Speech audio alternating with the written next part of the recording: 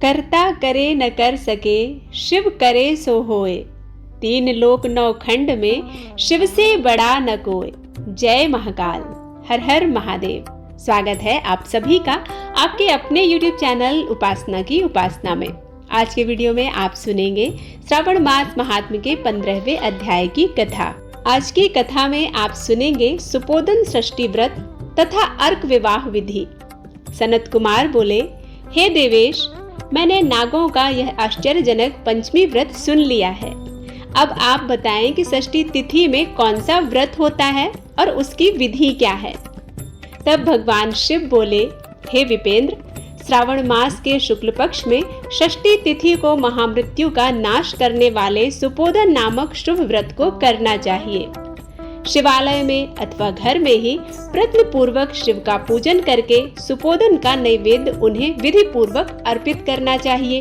इस व्रत के साधन में आम्र का लवण मिलाकर शाक और अनेक पदार्थों के नैवेद्य अर्पित करें। साथ ही ब्राह्मण को वायन प्रदान करें। जो इस विधि से व्रत करता है उसे अनंत पुण्य मिलता है। इस प्रकरण में लोग एक प्राचीन कहानी सुनाते हैं जो इस प्रकार से है। प्राचीन समय में रोहित नाम का एक राजा था। काफी समय बीतने के बाद भी उसे पुत्र रत्न की प्राप्ति नहीं हो रही थी। तब पुत्र की अभिलाषा से उस राजा ने अत्यंत कठोर तप किया। ब्रह्मा जी ने राजा से कहा, तुम्हारे प्रारब्ध में पुत्र नहीं है। तब भी पुत्र की लालसा में वह राजा अपनी तपस्या से जरा भी विचलित नहीं हुआ। इसके बाद राजा तपस्या करते करते संकटग्रस्त हो गए। तब ब्रह्मा जी पुनः प्रकट हुए और कहने लगे, मैंने आपको पुत्र का वर तो दे दिया है, लेकिन आपका यह पुत्र अल्पायु होगा। तब राजा तथा उनकी पत्नी ने विचार किया कि इससे रानी का बांझपन तो दूर हो जाएगा। संतानहीनता की जो निंदा होती है उससे तो वह बच जाएंगी। कुछ समय बीत जाने के बाद ब्रह्मा जी के वरदान से उन्हें पुत्र की प्राप्ति हुई। राजा ने विधि पूर्वक उसके जातक कर्म आदि सभी संस्कार किए। दक्षिणा नाम वाली उस रानी व राजा ने अपने पुत्र का नाम शिवदत्त रखा। उचित समय आने पर भयभीत चित्त वाले राजा ने पुत्र का यज्ञोपवीत संस्कार किया, किंतु राजा ने उसकी मृत्यु के भय से उसका विवाह नहीं किया। तदंतर 16वें साल में उनका पुत्र शिवदत्त मृत्यु को प्राप्त हो गया। तब ब्रह्मचारी की मृत्यु का स्मरण करते हुए राजा को बहुत चिंता होने लगी कि जिन लोगों के कुल में कोई ब्रह्मचारी मर जाए तब उनका कुल खत्म हो जाता है और वह ब्रह्मचारी भी दुर्गति में पड़ जाता है। सनत कुमार बोले, हे देवदेव, हे जगन्नाथ, इसके दोष निवारण का उपाय है या नहीं? यदि उपाय है तो अभी बताएं, जिससे दोष की शांति हो सके। तब भगवान शिव बोले, यदि कोई स्नातक अथवा ब्रह्मचारी मर जाए तो अर्क विधि से उसका विवाह कर देना चाहिए। इसके बाद उन दोनों ब्रह्मचारी तथा आग को परस्पर संयुक्त कर देना चाहिए। तब अर्क विवाह की विधि कहते हैं। मृतक का गोत्र नाम आदि लेकर देश काल का उच्चारण करके कर्ता कहे कि मैं मृत ब्रह्मचारी के दोष निवारण हेतु वैसर्गिक व्रत करता हूँ।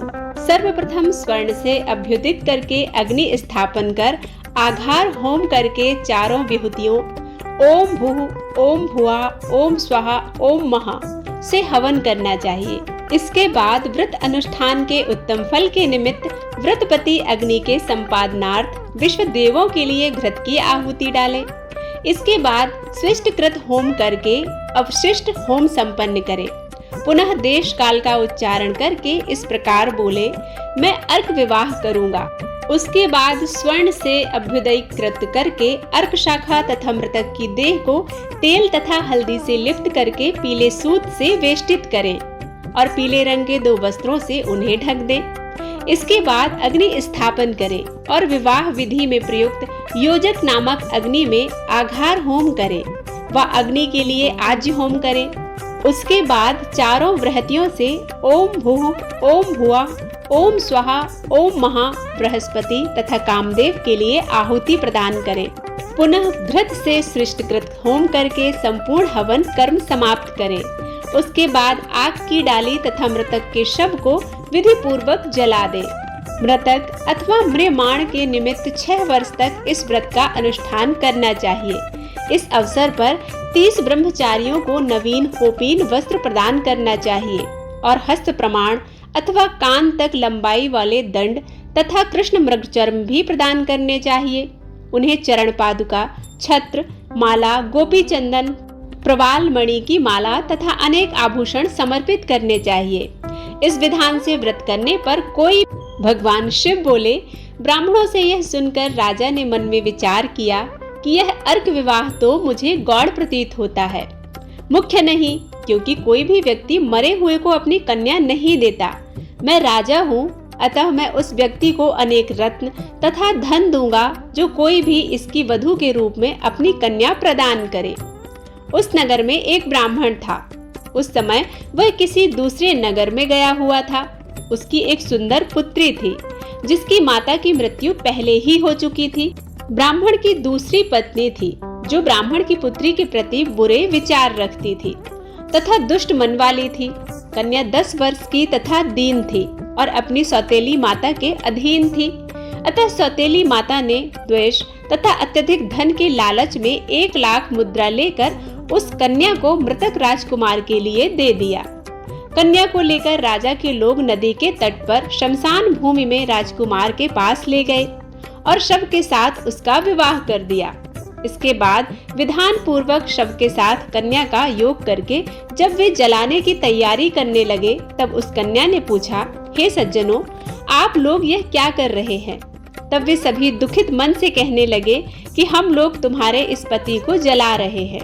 इस पर भयभीत होकर बाल स्वभाव के कारण रोती हुई उस कन्या ने कहा, आप लोग मेरे पति को क्यों जला रहे हैं? मैं जलाने नहीं दूंगी। आप लोग सभी यहाँ से चले जाइए। मैं अकेली ही यहाँ बैठी रहूंगी और जब ये उठेंगे तब मैं अपने पतिदेव के साथ चली जाऊंगी। उसका हठ देखकर दया के कारण दीन चित्त वाले कुछ भाग्यवादी वृद्धजन कहने लगे, अरे होनहार भी क्या होता है जब इसे कोई भी नहीं जान सकता। दीनों की रक्षा करने वाले तथा कृपालु भगवान ना जाने क्या करेंगे। सौत की पुत्री का भाव रखने के कारण सौतेली माता ने इस कन्या को तो बेचा है, अतः संभव है कि भगवान इसके रक्षक हो जाएं। इसलिए हम लोग इस कन्या को व इस शव को नहीं जला सकते। इसलिए सभी को अच्छा लगे तो हम लोगों को यहाँ से चले जाना चाहिए। परस्पर ऐसा निश्चय करके वे सब अपने नगर को चले गए। बाल स्वभाव के कारण यह सब क्या है इसे न जानती हुई भय से व्याकुल वह कन्या एकमात्र शिव तथा पार्वती का स्मरण करती रही। उस कन्या के स्मरण करने से सब कुछ जानने वाले तथा दया से पूर्ण हृदय वाले शिव पार्वती शीघ्र ही वहां आ गए। नंदी पर विराजमान उन तेज निधान शिव पार्वती को देखकर उन देवों का न जानते हुए भी उस कन्या ने पृथ्वी पर दंड की भांति पड़कर प्रणाम किया। तब उसे आश्वासन प्राप्त हुआ कि पति से तुम्हारा मिलने का समय अब आ गया है। तब कन्या ने कहा कि मेरे पति अब जीवित नहीं होंगे। उसके बाल स्वभाव से प्रसन्न तथा दया से परिपूर्ण शिव पार्वती ने कहा कि तुम्हारी माता ने सुपोदन नामक व्रत किया था। उस व्रत का फल संकल्प करके तुम अपने पति को प्रदान करो। तुम कहो कि मेरी माता के द्वारा जो सुपोदन नामक व्रत किया गया है उसके प्रभाव से मेरे पति जीवित हो जाए। तब कन्या ने वैसा ही किया और उसके परिणाम स्वरूप शिवदत्त जीवित उठकर खड़ा हो गया। उस कन्या को व्रत का उपदेश देकर शिव तथा पार्वती अंतर्ध्यान हो गए। तब शिवदत्त ने उस कन्या से पूछा, तुम कौन हो और मैं यहाँ कैसे आ गया हूँ? तब उस कन्या ने उसे वृत्तांत बताया और रात हो गई। प्रातः होने पर नदी के तट पर गए लोगों ने राजा को वापस आकर कहा कि हे राजन, आपका पुत्र व पुत्र वधू नदी के तट पर स्थित हैं। विश्वस्त लोगों से यह बात सुनकर राजा बहुत खुश हुआ। वह राजा बाजे गाजे बजवाता हुआ नदी के तट पर गया। सभी लोग प्रसन्न होकर राजा की प्रशंसा करने लगे। वह बोले, हे राजन, मृत्यु के घर गया हुआ आपका पुत्र पुनः लौट आया है। इस पर राजा पुत्र वधू की प्रशंसा करने लगे और बोले कि लोग मेरी प्रशंसा क्यों कर रहे हैं? प्रशंसा के योग्य तो यह वधू है। मैं तो भाग्यहीन तथा अधम हूँ। धन्य और सौभाग्यशाली तो यह पुत्र वधू है, क्योंकि इसी के पुण्य प्रभाव से मेरा पुत्र जीवित हुआ है।